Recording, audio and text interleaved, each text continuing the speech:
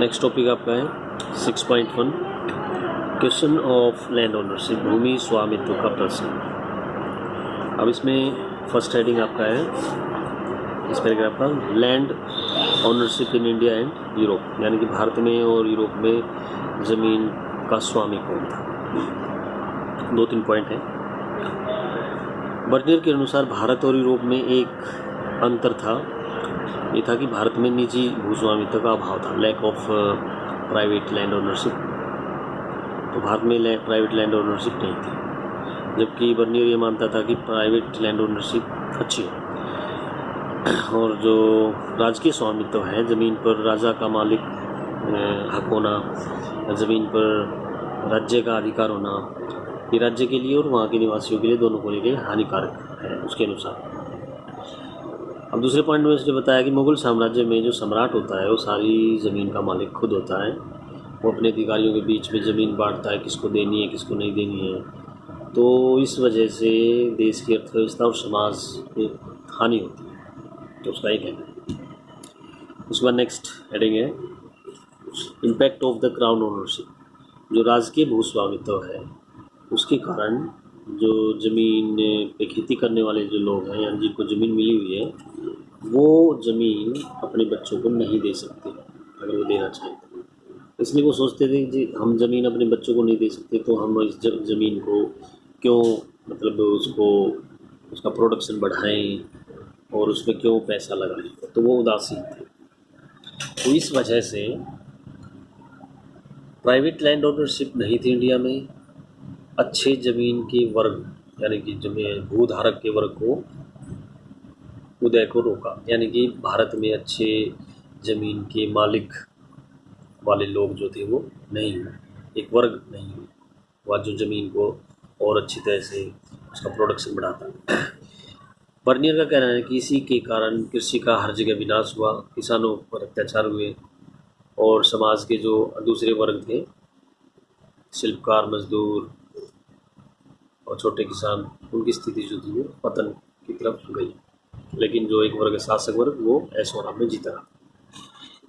Next heading है आपका mass of इम्पोवरिश्ड people, गरीब लोगों का समाज।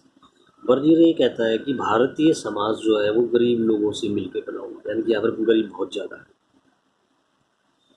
एक तरफ बहुत अमीर लोग हैं जो शक्तिशाली हैं लेकिन संख्या में कम है, दूसरी तरफ गरीब लोग हैं जिनकी संख्या ज़्यादा है लेकिन उनको दास बना दिया जाता है, उनसे काम करवाया जाता है। अमीर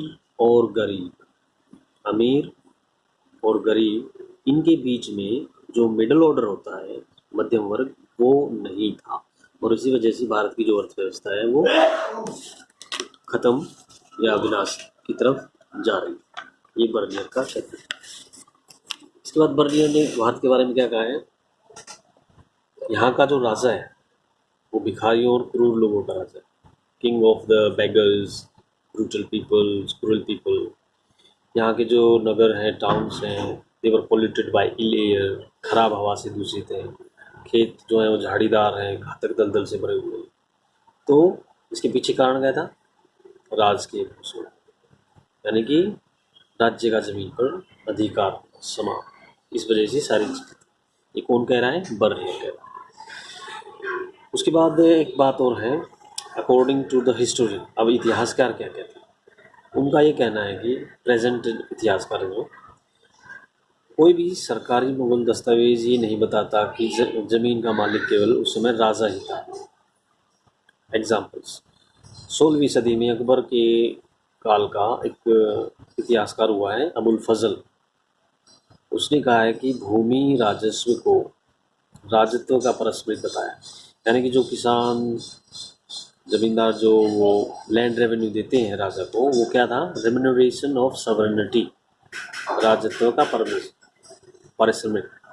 इसका मतलब क्या है, उसका कहना है कि राजा अपनी प्रजा को सुरक्षा प्रदान करता है, देखभाल करता है, तो बदले में वो राजा से मांग करता है कि उसको कुछ धन दिया जाए या प्रोडक्शन में से कुछ हिस्सा दिया जाए, उसको लैंड रेवेन्यू बोला गया है।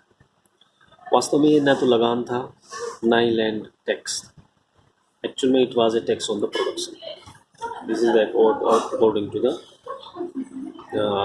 अबुल फजल जो था वो अकबर का सरकारी इतिहासकार था उस समय, लेकिन प्रेजेंट वर्तमान में जो कुछ इतिहासकार है उनका ये कहना है यहाँ तक। इसके बाद इसमें 2 पैराग्राफ हैं, ये वाला मॉन्टेस्क्यू वाला और कार्ल मार्क्स, वही इम्पोर्टेंट है। इसको वीडियो लंबा हो रहा है तो हम दूसरे नेक्स्ट वीडियो में करते हैं।